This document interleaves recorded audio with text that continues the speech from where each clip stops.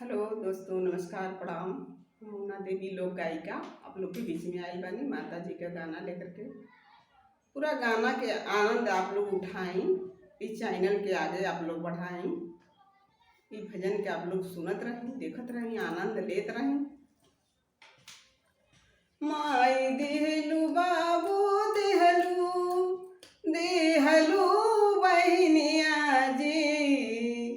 माई देहलू बाबू देहलू देहलू बहनिया जी, देवी मैया भैया दैदा,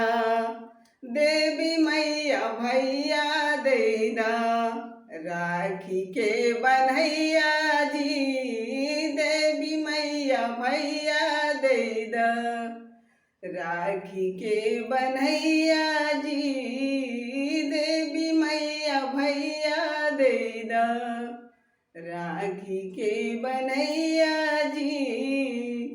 माई देहलू बाबू देहलू देहलू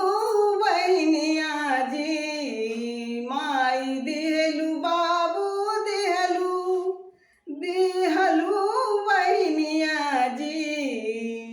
देवी मैया भाभी दैदा, देवी मैया भाभी दैदा, भैया के सिंहरवा जी, देवी मैया भाभी दैदा,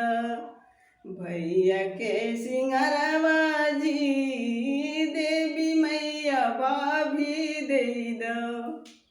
भैया देहलू भाभी देहलू,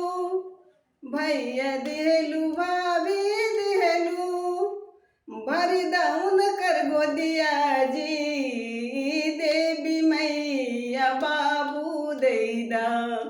भाभी के सिंहरवा जी, देवी मैया बाबू दैदा, भाभी के सिंहरवा जी। माई देहलू बाबू देहलू देहलू बहनिया जी, माई देहलू बाबू देहलू देहलू बहनिया जी, देवी मैया भैया दैदा, राखी के बनैया जी,